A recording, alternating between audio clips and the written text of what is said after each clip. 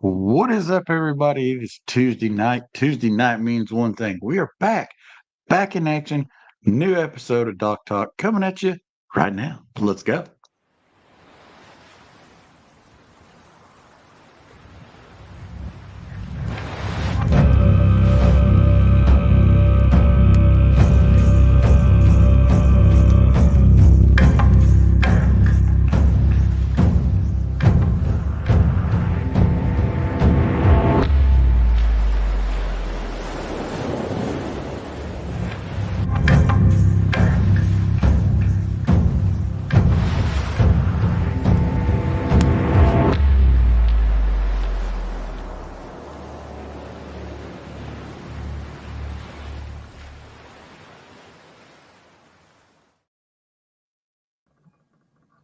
What is up, everybody? Welcome back, one and all. Happy to have you. Happy you can make it. If you're joining in later, we're still happy you can make it.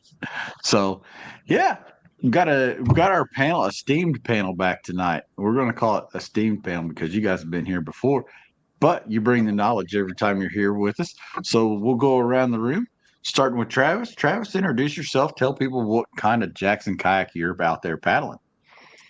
Yes, sir. I'm in the Panhandle of West Virginia, and if anyone's followed me at all, they know that the only thing that I fish are river smallmouth. And grew up in upstate New York. We've been here for 18 years now, and my Jacksons of choice are the both the Coosa X and the Take Two, depending on water levels and what river I'm on. Not you, Joey. Well, I've landed on Woods Reservoir. It's nice to live on the lake. We don't just spend all our time on this lake. I'm sorry, I'm the OG. I got the old Jackson Big Rig, which I dearly love, and a Mayfly and a Bite FD, and I'll fish for anything. The smallmouth are close to my heart and near and dear to my heart, but this lake is full of just about everything. We've got smallmouth, largemouth, crappie. We don't have any walleye. We catch the accidental catfish every now and then, but we're coming up on the right time of the year. I can tell you that. Oh, that's a fact. So as we're jumping into this thing, that's actually the perfect segue, perfect thing to start. And you're both going to have different answers because we're both from different areas. We're all from different areas. Joey might be more lake fishing right now with largemouth, big fat largemouth, and Travis is going to bring a lot of smallmouth knowledge for those of you guys at home. So we're going to kick this thing off with the first question. The first question is, when does this fall transition really start to take place? When do you guys start seeing it on your bodies of water that you're fishing? And what are some of the signs that folks maybe can look for as we work that way towards the cooler months? Well, for me, it's all about water temperature, and I check it constantly. And I know, Chad, you know this. I'm the no tech guy, not low tech. I'm no tech. So I've got a little floating pool thermometer that I throw out of my boat, and it's on a piece of braided line. And I'm checking surface water temperature, and we just got below 80 degrees. So that's in itself is not it, but you're looking for that descending water temperature. And to me, once you get to 70, and then I start looking really hard at the moon phases, and if you're at a solid 70, then things are going to start, and at least in the South, they're going to start happening. Water temperature, no matter where you are, is going to be, to me, a dictator of what I'm doing. And we fish the Elk River, we fish Timms Ford Lake, we fish Woods, we fish, all kinds of different bodies of water. So I'm constantly checking the water temperature, but fall is easily my favorite time of the year. What about you, Travis? What are some of the key pointers that you're looking for out on the river? Yeah, I'd say pretty much spot on with exactly what was said. For me on the rivers, it's that diminished daylight. Diminished daylight is going to bring that those lower water temps. And if anyone gets up in the morning right now and heads into work, about 05:30, 06, 06:30, you got your headlights on, and a month ago we didn't. So that's a big change right there. Your surface temps and all that stuff. And I'm even more old school. I don't even check water temps. I don't look at water temps.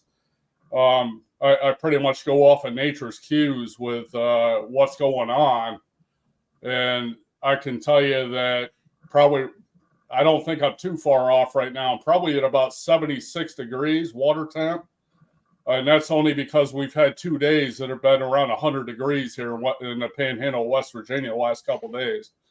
I'm looking for those leaves to change and that diminished daylight, which is coming on pretty quick here. So.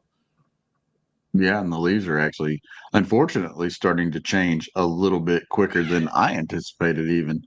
I've noticed we've got a little bit of color starting to pop here in Indiana, which feels like really early, but it's almost September 1st. So we're like 6 inches down on summer rain. The last 3 months.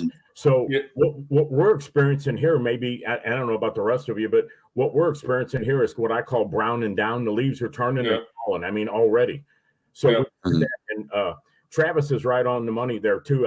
I was doing radio this morning. I every morning here from the house I do radio for AM 650 WSM, and I usually talk about the morning temperature was 65, and there's a little bit of a north wind, and we're going to go early tomorrow because it is going to be in the high 90s tomorrow. I mean, I can fish in it.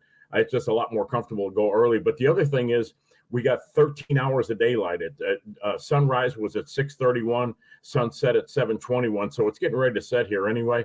So shorter days and cooler nights, that really triggers. It doesn't matter so much what we think, but nature starts to respond to those shorter days and those cooler temperatures in the evening. So that is that's a key indicator. Absolutely. Yes, sir. Now, talking about later, as fall starts to push in, are you guys still getting out there? Do you still hit it early, or as that water cools, do you maybe wait till a little bit later in the morning before you actually head out onto the water?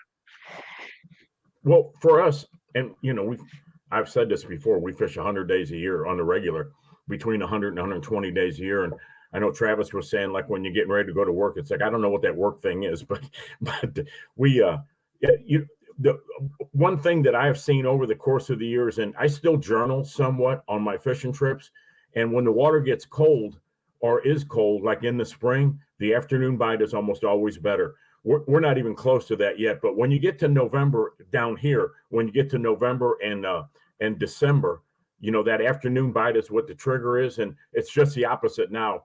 Early morning, the bite's going to be good, and then it will taper off. And we went Saturday, and I'm looking for 5 bites. I'm not going to sit here and say I'm not the 25. Not that I don't catch 25 fish a day, but I'm looking for 5 bites, and I'm looking for 5 big bites. So I fish a little differently than everybody else does with my bait choices, the areas that I go into, and I can't camp out on a spot. I got to be moving all the time. Now, I think, I make a couple of casts. If I'm not feeling it, I'll move on. And I kind of synchronize and chronological cast based off of the amount of noise that I'm making. I go quietest first and then work my way up. So it might be a jig first and then work your way up to a buzzbait kind of a thing.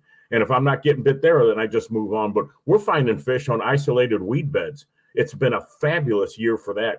Now we've got low water, we got warm water, and we got high weeds. So the frog bite has been good, but those isolated weed beds, and I found a place Saturday where there was a long flat, which is a good summer spot, that had a drop off. And when you have that drop off going down, if it'll drop off 3, 4, 5 feet and there's a weed bed on it, you can bet there's a fish on it. Oh, 100%. And that actually leads to another good place. We talk about the water cooling down. That's one of your first indicators. But there's also another thing to look for. As that water temperature cools down, there's things in the water that hold heat, vegetation being one of them, and then rocks being the other. What else do you guys look for structure-wise that maybe might hold some fish later into the season, from early fall well through fall? Well, and I've seen them, and I'm sure we all have seen this, like you said, rock, gravel, launch ramps, something that people don't much think about. Even a launch ramp, if there's not a lot of boat activity, those fish will be on there. And then I go from, right now I'm looking for steep banks. I look for steep banks, and if there's submerged wood around a steep bank, I fish that all the time.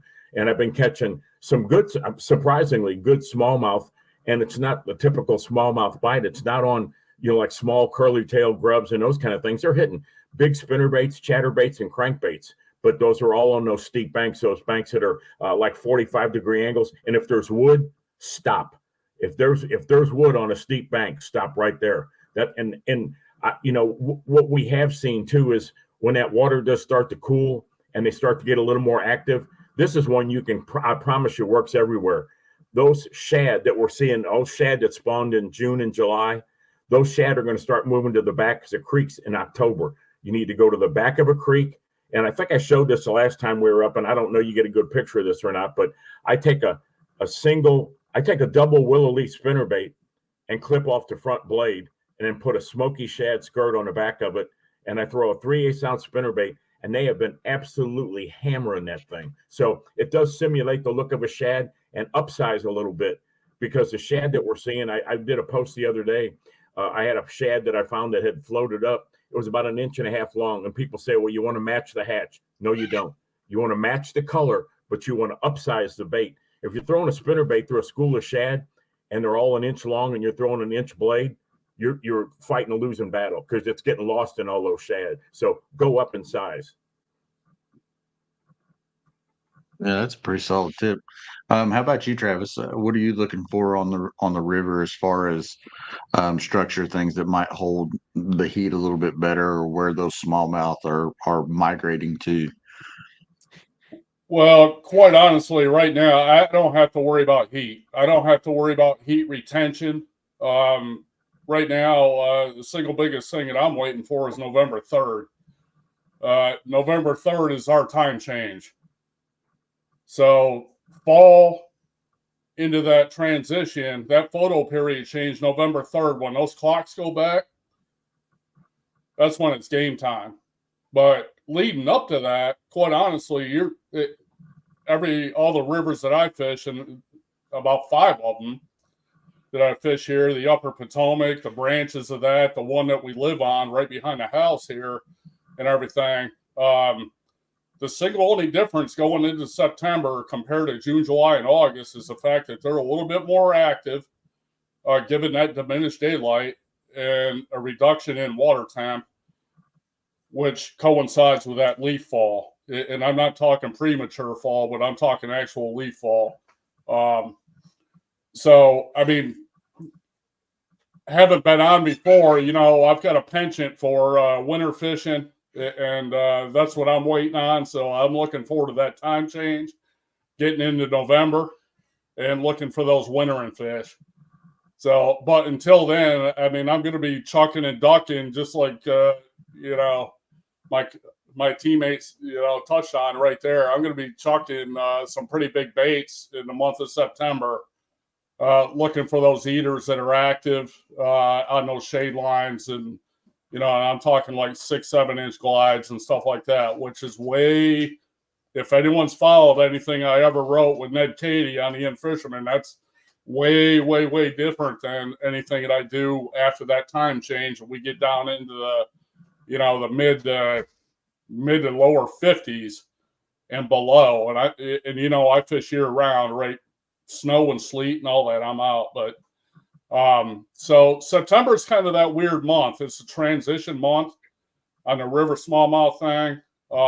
You're still dealing with a lot of the same water levels and water clarity, that you were all summer long, but the fish are going to be more active.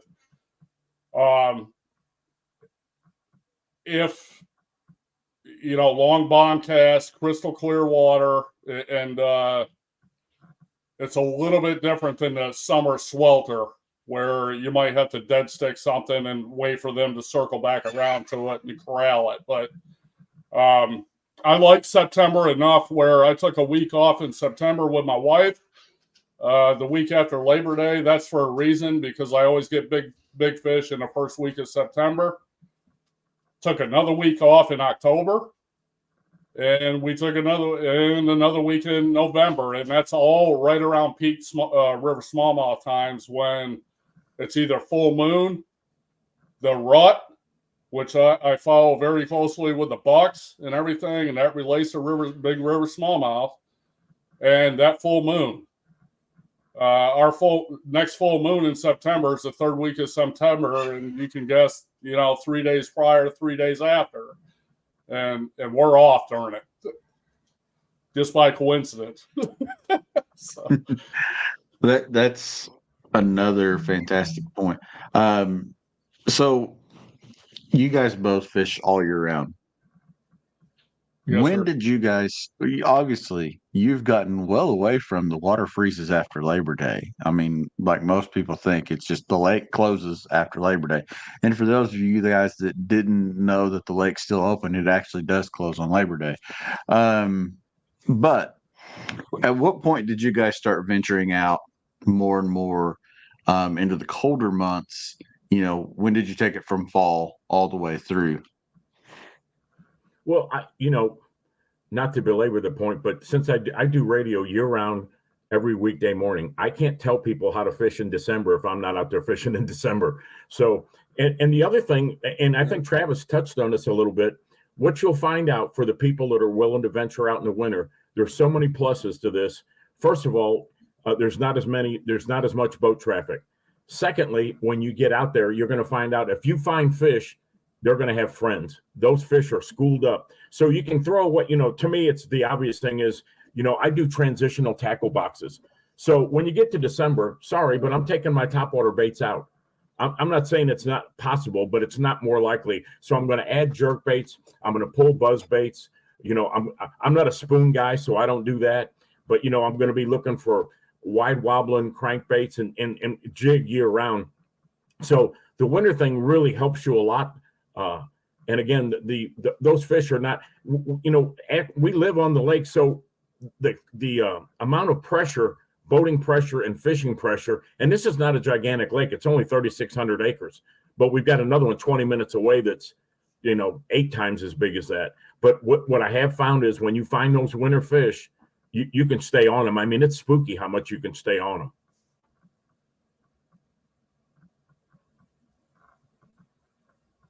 Yeah, I mean, it really is. And like you said, jerkbait's a perfect example. If you can find a big school with a jerkbait or something like that, you can sit there and hammer them all day long if they're into that at that moment. So, Travis, I'm going to let you take off on this, but like, when did you really start fishing year round? Like, what kind of opened your eyes to that, and you just kind of kept pressing deeper and deeper and deeper into it?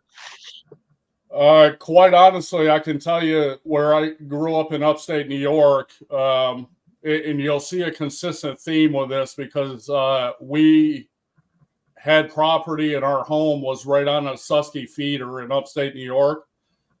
And after I got out of the Marine Corps, I had a home on the Allegheny near Franklin, Pennsylvania, and that's where I met my wife. And now we live, all these years later, I also live on the water here in the Panhandle, West Virginia. So I year round has been since I was a kid.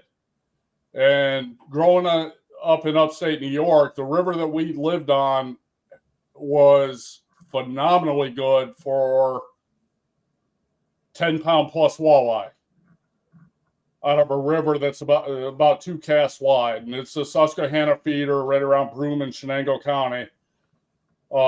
If anyone follows, the kayaking trails, they were pretty much right up in my wheelhouse here recently, up there with the Adventure Series, and that was pretty much in my backyard where I grew up. And I did a lot of night wading for big walleye, and I started drilling rapalas, like big number 13 rapalas to suspend before suspending jerkbaits were out, and before people really knew what they were, except for guys down in the Ozarks that were drilling, the old spoonbills. But in doing that, I was catching some very large river smallmouth nocturnally in November in upstate New York, where, heck, you might have pumpkins flowing down the river and everything out of a farmer's field, and the river's up, and snow flurries, in November. And I've loved the solitude of the cold water period, and that's never changed through all these years. And I still love it. And that's right in my wheelhouse, largely being a finesse guy.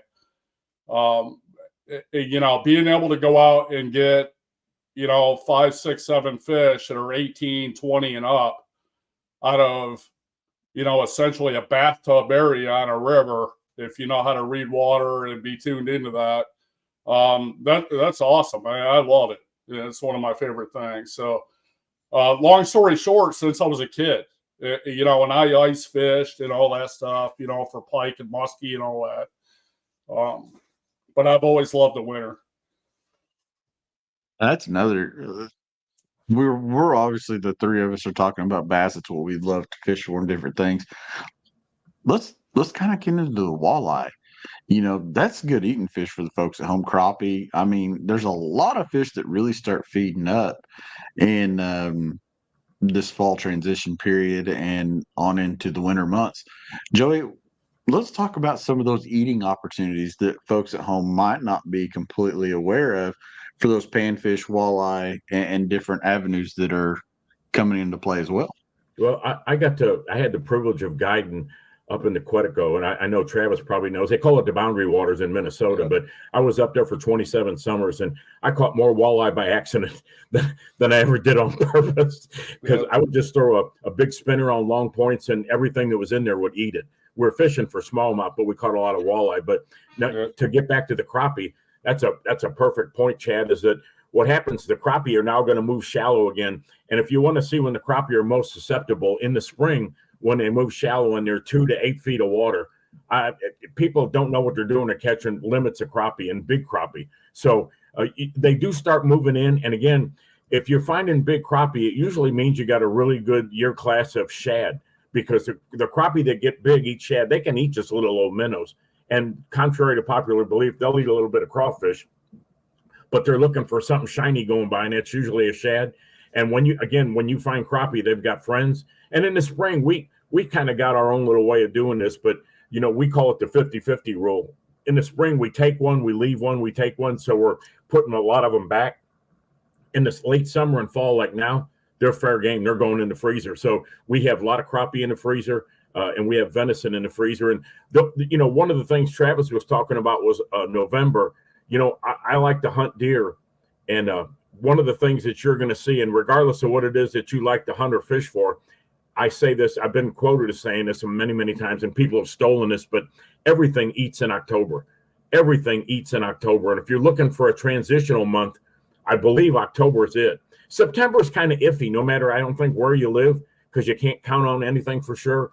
But when he was talking about the full moon, that full moon in October, I don't care what's going on. I am going to be out on the water. And I mean, we probably go 10 or 12 times a month.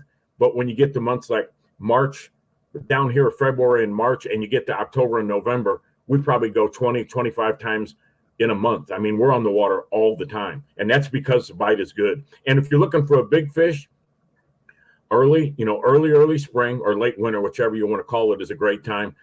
And a little shameless self-promotion, my book is coming out next week. It's called Strictly Big Bass, and it's going to talk about things like we find a lot of really big fish in 3 to 8 feet of water, and we find them on certain baits, and I call it R&R. It's retrieve speed and random action. And that's really, if you're looking for a big fish, and I don't care if you're looking for a big crappie, that all makes sense. That that random action, they never catch up to that, and the retrieve speed.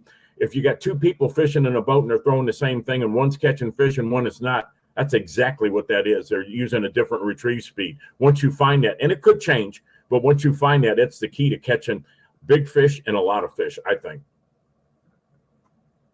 Now, do you guys think that maybe this transition starts a little bit earlier than what a lot of people realize, as far as, Joey, I know you brought up the big spinnerbaits, but that's already kind of maybe happening in a lot of places, wouldn't you think?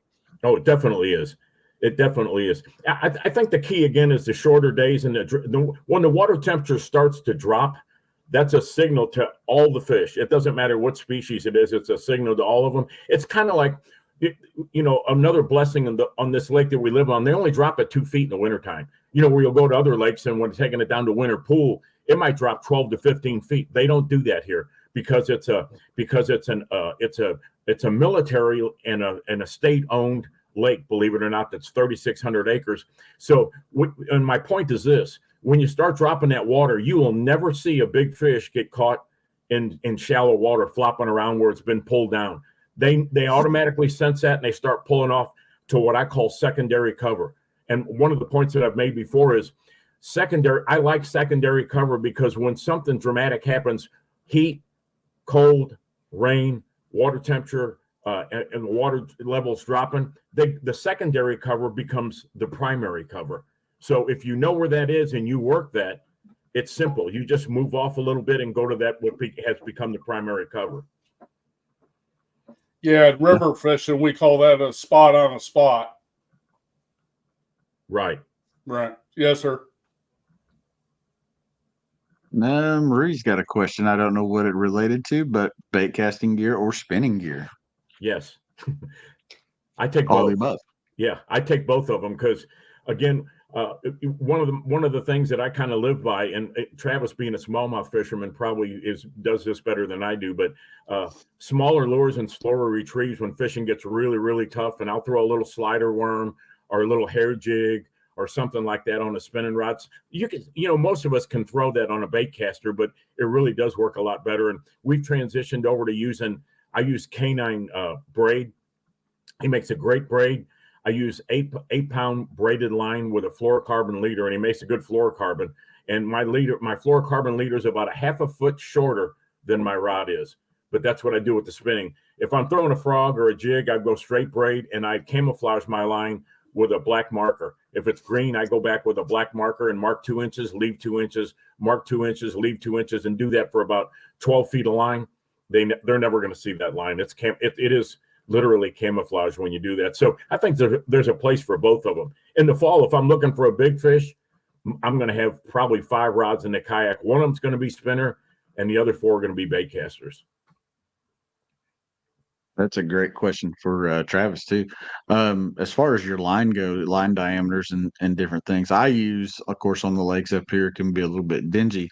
I'll use a lot of high vis braid, obviously, when just easier to see, once you're doing that. And then I'll run a stupid long fluorocarbon leader. But with these river smallmouths, once things start cooling down, what are some of the line type changes that you make maybe that help you get a few more fish, when they're a little bit pickier and a little bit more skittish here in the winter? I use the same line all year round, and I do that largely because I want to be familiarized, on hook sets, whether it's April or January, with my equipment, and I want to be familiarized with that. I don't want anything out of whack.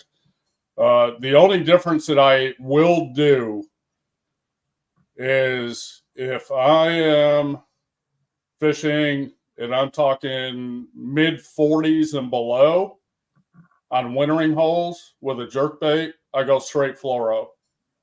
And I'm talking 4 and 6 pound fluoro. I think it's probably gotten lost in here, and I'm not disagreeing with Travis, but I use braid and fluorocarbon, and I don't do straight fluorocarbon on anything. And this is one that'll probably knock a few people back a little bit. And I kind of laughed. Somebody, I think it was Rudy, I said, thanks. He said, I got grief for using spinning equipment. I'd be willing to bet you that the companies that are selling rods and reels right now are selling more spinning equipment than they have in the history of fishing.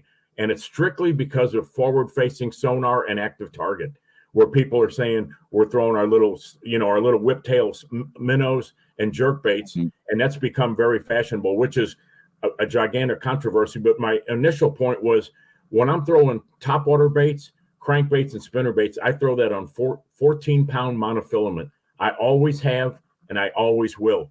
I want the rod to make up the difference. I want to have that stretch that you don't get with braid and fluorocarbon. Yeah, my point on the fluorocarbon was probably when I got snow flurries and I'm dealing with fish at 15 to 20 foot visibility. I drop down to 4 and 6 pounds straight fluoro. That's the only time that I do that, and that's to get more depth out of my jerk bait. And I want the action to be deadened. That's why I do that. Yeah, that makes sense. It makes total sense. Great tip. Now and I would totally agree. With the popularity of spinning tackle nowadays, for those of us that go back to the Billy Westmoreland days and Charlie Brewer, sir, and I know you're well familiar with all that. And spinning tackle's been a part of our life for, since I was knee high to a grasshopper. It ain't nothing new. Spinning tackle is I'd be lost without it. Well, it's really advanced a lot from what it used to be too. The rods are better, the reels are better, faster than they've ever been. Yeah, the bail springs aren't breaking every other day, and and everybody that's ever had the old Mitchell 300s or 308s, and you're saying to yourself, well, you better have a supply of bail springs because it's going to break. I got to spend some time, being the old guy, I got to spend some time with Billy Westmoreland when I was really hot in the outdoor riding part of it. And I got to meet him a couple of times and spend a little bit of time with him. And Travis, if you'd have seen his tackle box, you'd have died laughing, because down here they call it a hair fly. It's just a hair jig. And the fly and pork and a little and a U2 or U4. The flying rind. Yeah, that's all. I mean, and he said, all you do is throw this out and swim it. Yep. I mean, I'm sure there was some other tricks to it. And he also lived on Dale Hollow before it was dammed up, on the river. So he knew those spots really well, which is half the battle, because I always tell people it's not hard to catch fish. It's hard to find fish, which the proof is forward-facing sonar. Now that they can find them, they're catching all kind of fish. But as goofy as this sounds, you can remember that I said this, whether people are going to believe this or not. With the use of forward-facing sonar and active target, pretty soon those bass in those brush piles are going to get conditioned, and they're either going to go to deeper water or they're going to start going to really heavy shoreline structure and hanging out there, and they're going to get tougher to catch from that perspective. Not to say that that's going to happen now, but those fish will become conditioned and learn to avoid all that. I've already seen videos when I was talking to a tournament fisherman who agreed as soon as I said that, his face lit up. He said, I've already had fish follow a bait out of a brush pile and they go about 8 feet and then they turn around and go back. So they're starting to get conditioned to this. I say we're in recreational mode. They're in survival mode. That changes the game a lot. Yeah, I wish I had it with me, but I've actually got 3 cards of the old Billy Westmoreland dowfly jig still on the dealer pack card, and there's 16 of them on each one of them things, and so the old Pedigo spin right, and that's great stuff right there. I mean, flying Ryan still catches them.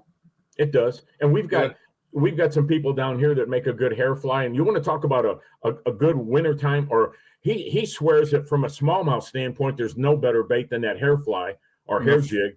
But in the wintertime, years ago, you didn't have the choice. When I first started fishing a jig, there was no rubber leg jig.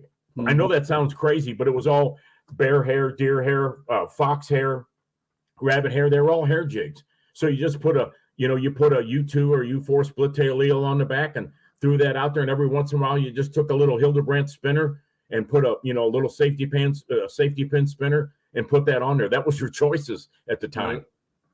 Yeah, it came out of the Virgil Ward beetle spin time. That stuff started going on every time. I still fish a lot of hair. I fish a lot of hair jigs. That was actually one of my next questions, was how underrated is the old school hair jig? Like, still, like, it's kind of one of those things a lot of people just don't even think about. Even the tubes and hair jigs are just kind of something that people just they go with these new modern techniques, and yeah. Well, the hair jig falls perfectly into what I said about random action and retrieve speed. And now you can get them any color you want, so you can have you can have that. I think the biggest thing is, and Rudy says the pork trailers, and he's right. I think I really believe that with the hair jigs, they fluff up a little bit more. It's kind of like, in the old days when we were trout fishing, we used marabou, and it would pulsate when it went through the water. So the hair jig is going to fall a little bit slower.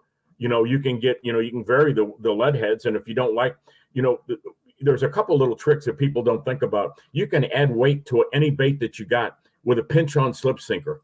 I mean, a pinch-on sinker, not a slip sinker, but a pinch-on sinker. So, or if you want to, you can file the head down on one to make it lighter if you're into doing that kind of thing. Another thing that people, again, doing seminars for 35 years, I used to laugh when people would say, well, they were tearing up that skirt, so I had to cut my jig off. And I said, you don't have to cut the jig off. Just carry extra skirts with you. You got a good knot, that you trust. Pull the nasty skirt off and put the other skirt back on there. You don't have to change the bait. Just change the skirt.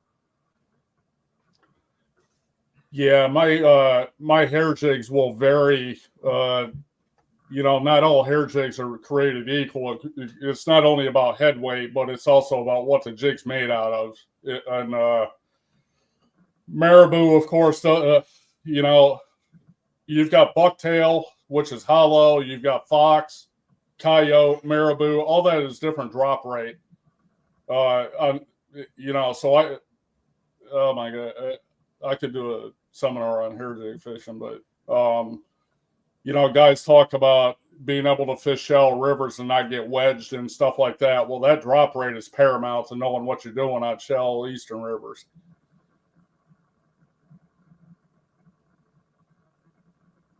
I'm ready for the hair jig seminar, to be honest with you.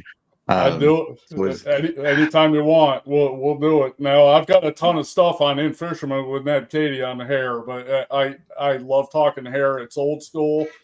I fish all my Neds on hair to this day. It's got a secondary action to it. It's not just profile, but when it's undulating in that current, even if it's dead stick, it's lethal. I think the hair jig is like the plastic worm. As long as there's fish and fishermen, it'll work.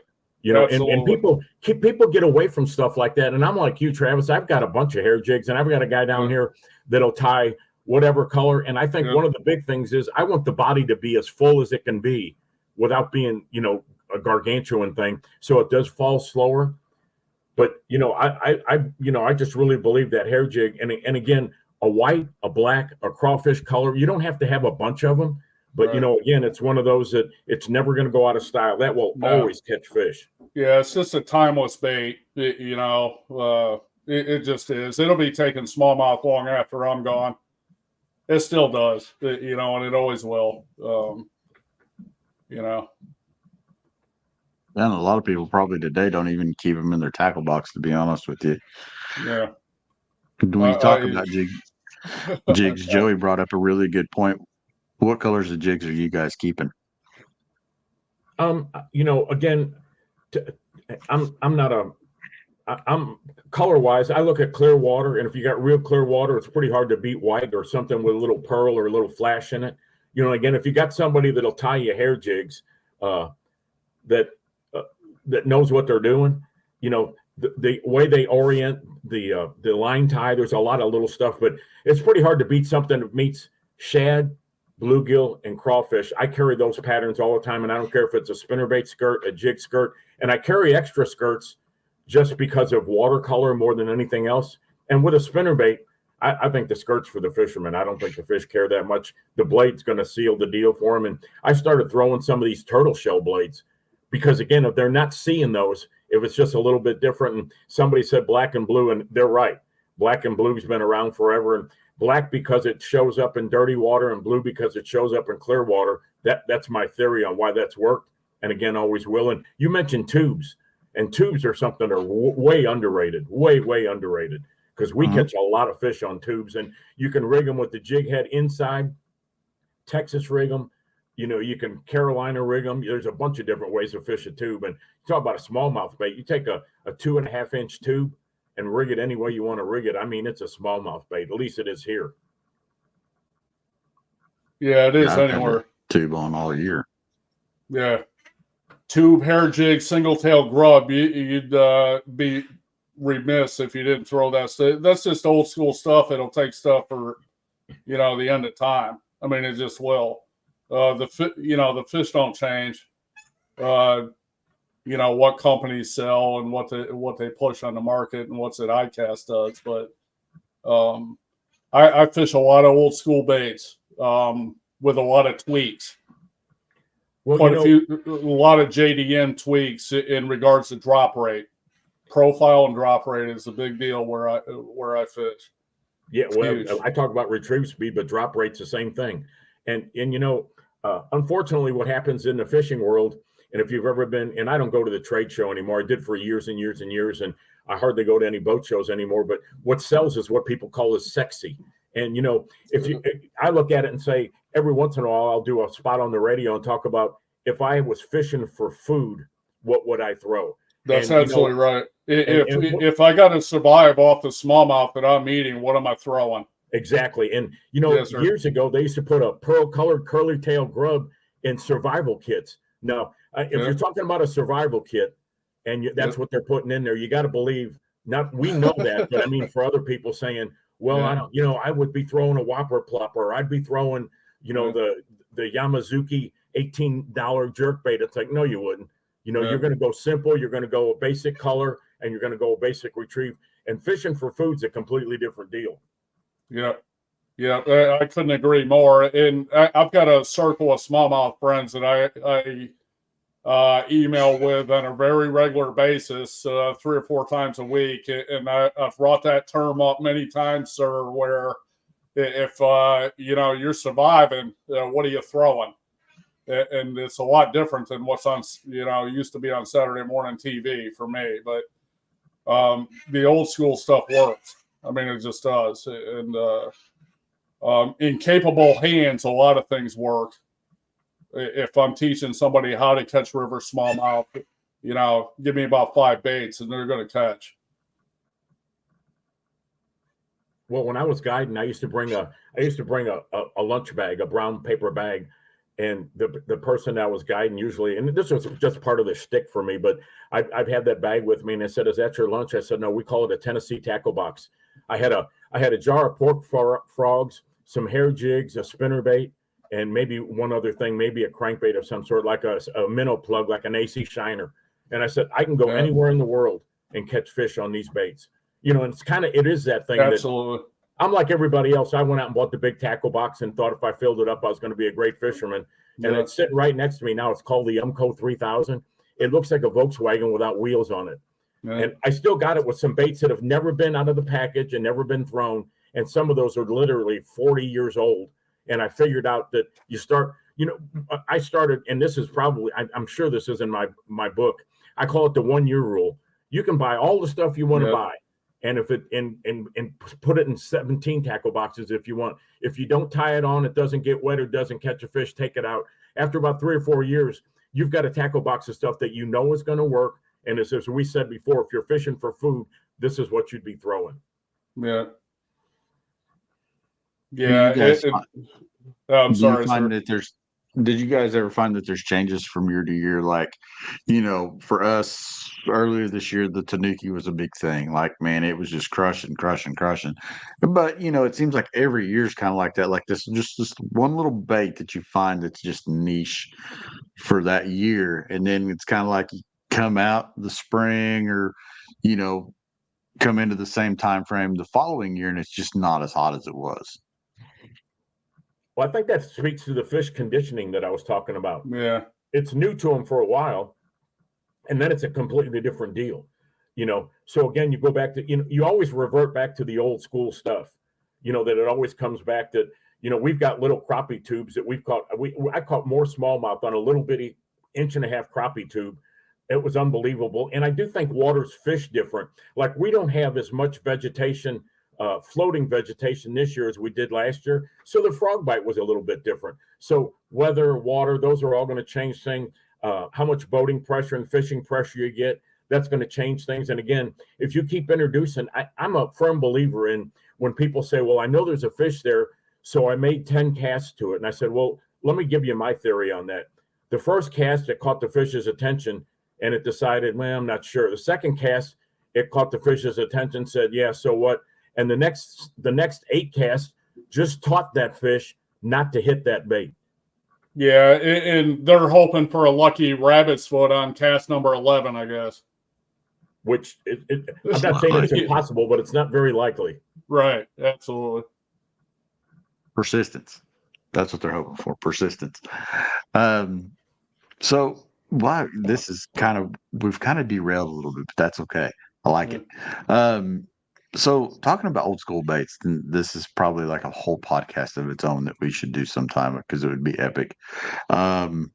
What is like one of your old throwback lures that you guys just like?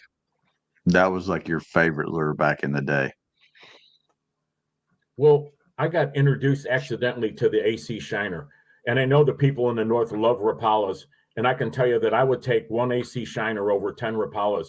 They're handmade and tank tested, and they've been around for 70 years, I believe it is. So anytime you have a bait, including a Rapala, anytime you have a bait that's been around for 50 or 60 years, and that could be a Johnson Silver minnow, never goes out of style. Could be a minnow type bait, never goes out of style. It could be a safety pinch type spinner. You know what nobody throws anymore? An inline spinner. Never goes out of style. The old MEP spinners that have the squirrel tails on there, that catches everything. Yeah, I don't care what it catches everything. You know, you make a bigger one, a bucktail for a muskie, you make a little one for trout. That tells you something right there that's something that everybody ought to have. Yeah, if you're, I can tell you right now, my panic box is essentially what I take fishing, because why would I get to the point where I panic when I don't need to? I still take big fish on number 9 Rapalas, MEPs, hair jigs, Senkos in about 4 different sizes, depending on drop rate. 2 little 2.5-inch tubes. I take big fish every year on that stuff. Now with quite a bit of tweaking, but I can tell you right now that if I'm scratching my head because I didn't catch anything in an area, it's not because the bait wasn't doing something right. Those fish aren't there. I'll put a post up on my Facebook as to what my rods are rigged with over when I'm off for a week. And you'd think you step back in time 25 years. That stuff it still takes fish. Single tail Yamamoto grub. I mean, are you kidding me? Well, and I know, Chad, I think you live in a place that's got a lot of farm ponds or, smaller lakes. Yeah, we've got a lot of smaller trolling motor only lakes. We've got, a few bigger lakes, and you fish any not of those? every farmer's got a pond. Do you fish any of those at night? Not in years, man. Like the nighttime fishing as I've gotten older has slowly went away, unfortunately. Well, if you want to have some fun, there's a new bait called a jitterbug. You can take a black jitterbug on any small body of water and even larger bodies of water and throw a black jitterbug and still catch fish at night. Yeah. And, people, again, it's not sexy. It's been around forever. Kevin's not going to pick one up. I was talking to Bill Dance a couple of months ago, and the first fish he ever caught was on a leopard frog jitterbug, and he can tell the story chapter and verse and remembers it all. And it was he bought his first one for 75 cents, which that's a foregone conclusion. But, that's what I was going to say is that a jitterbug, it couldn't get much simpler than that. But, it's still around. Your dad had one, your grandpa had one, and they caught fish then and they catch fish now. But you got to throw it. You can't let it get dusty in the tackle box. Yeah, people can only catch fish on what they're throwing, and that's why a lot of these older lures, they're kind of a foregone conclusion that they no longer work or something. But I think Mr. Yarworth asked something about bait scents. That was a good question. Are you guys using any bait scents? Well, that's I've got 7 podcasts where I talk about Procure. And an article with Ned Cady that was about, 1,800 words or something on the Ian Fisherman about bait scents. I'm a very strong proponent in the scent game for smallmouth. Always have been. Going back to my trout days that are bloodhounds on scent, I carried that over to my smallmouth fishing. You know, that was 5 decades ago, and I'm still doing it for smallmouth. So Yeah, and yeah, I'm going to chime in here because the reason I catch more fish than Rudy is because see he had a little dig on me and I just kind of give it right back to him. We've got a little side competition going on, but I use a lot of bait fuel, honestly. If I'm out on a place and my bait's not too tore up, I'll slap a little bait fuel back on there and toss it right back out. So yeah, I do use a lot of scents often. I yeah. just did a radio spot called Making Sense of Sense. And I think the only problem, I don't use them. I don't care who does, but I don't use them. And I just don't think people want to get crippled by the idea that scent is as big a deal to a bass as it is to a catfish. And everybody's got an opinion and they're entitled to that. But I've never been a believer of that, and it never bothered me. I remember somebody saying, you know, you can't, you know, you have the smell on your hands, and I don't ever let that smell get on my baits. And I wanted to ask the guy, I said, well, how do you tie those on? I'm not smart enough to figure out how to do that. So I sent.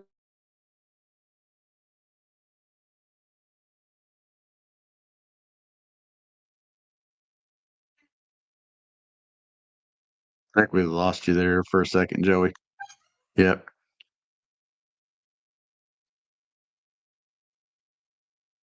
Try us again. Yeah, we lost your audio, man. But yes, Rudy, the little bass love the bait fuel. That is true. They do. And it has been a little fishier. I'll give you that. It's not been a good one. I adjust the drop rate on a lot of my baits using scent. When you're fishing, you know, 2.5, 3, 4 foot of water, and you want to give the smallmouth the longest look on the drop, I adjust not only salt content and lead, but also my uses of scent. If somebody goes back on Facebook or, you know, on my account on there, I mean, you're going to see just a lot of dissertations on the use of scent. And I'll tell you right now that if you're not cold weather fishing for smallmouth and utilizing it, you're handicapping yourself. Plain and simple. The retention rate goes through the roof. And I'm talking like ice up water temps. When I'm fishing 45 degree and underwater temps right to 37, you can bet I got scent going. And those baits have been soaked in that for 3 months. That's awesome, man. You're going to have to explain a little bit more about the drop rate and adding Yeah. scent because that is something that I quite honestly have never thought of. Yeah, if I want to speed drop up on a plastic, say I got a, you know, for instance, I'll use something everybody knows about. Say I got a 4-inch Yamamoto Senko rigged wacky weightless. Put Pro Cure on that bait straight out of the pack, and you're going to see it speed up the drop. Now, if I soak that 4-inch Senko in lukewarm water and I take that salt out of it for a week, and I'll do this with 100 pack of Senkos, where those are floating, go to the top of like a 5-gallon bucket in lukewarm water, you've got a 4-inch floating Senko. If I want to slow drop those because all the salt's been leached out of them, I'll add that Pro Cure to it, and you've got a Senko that's going to suspend. That thing will hang in 2 to 3 foot of water right in her face. That's all drop rate, and that's all salt content versus scent added to it and everything. That's huge where I fish. There's a lot of stuff on Ian Fisherman with Ned Cady and I talking about drop rates, and that's why. You talk about guys getting wedged on eastern smallmouth rivers using too much lead and everything. Well, that's where all those dissertations on drop rate and everything come into play. It's a big deal. And if you know what you're doing with drop rate, it's night and day compared to some guy trying to drag some quarter ounce of lead around our eastern rivers. Big deal. You just gave everybody a whole lot of reading to do. Yeah. Am I back on audio? Yes, sir. We got you. Well, one of the things what Travis is saying too is, and I think this is really, really true of any game fish. The longer that bait stays in their strike zone, the better off you are.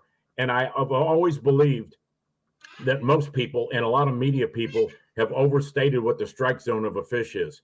That, people say, well, that fish moved 30 feet to hit that bait. That's a losing proposition for a fish because it's expending more energy than it's getting back. And I don't care if it's eating crawfish.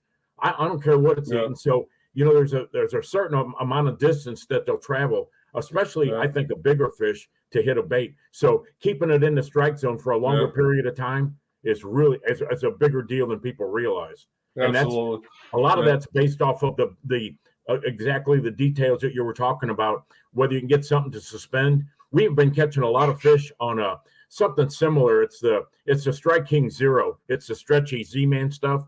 And we put those on circle hooks and throw those out and watch those drop down there. And those fish will grab that and just swim off with it with that circle hook. You just reel. You don't set the hook. It is really fun and very, very effective. And in the book that I've got coming out, I called and texted and emailed a bunch of different people and some high profile people. And the best color for almost every single person that their biggest fish came on was watermelon. Almost every person was throwing something soft and watermelon colored. Not bad. Not bad. I feel like this podcast needs to go into extra innings. So with this being said, right here while we're sitting here, I feel like we've got a lot of questions and a lot of things to cover. So 2 weeks, would you guys like to come back and finish this conversation for part 2? Sure. Absolutely. Yes, sir. I learned a lot from Travis. I mean, it's I think this is the advantage of a podcast is that you have, you're getting different opinions, which is not a bad thing. It's just different. It doesn't mean it's bad. And what we're doing, here may work up there. What he's doing up there may work down here. And I think that's, I always think I'm honored to do this. I really enjoy doing this because I get to teach a little bit and I get to learn a little bit. Yep. Same here. Absolutely. Yeah, absolutely. So there you guys have it. This podcast will continue. It looks like it'd be the 10th. So we'll be back on the 10th of September. Yeah. Hanging out with you guys. We're going to pick this conversation up back where we left off. You guys get some questions ready for each other. I can't wait to see what you guys come up with. But thanks for watching, guys. And we'll see you guys part 2 in just a couple weeks. Good night, everybody. Thank you. Thank you.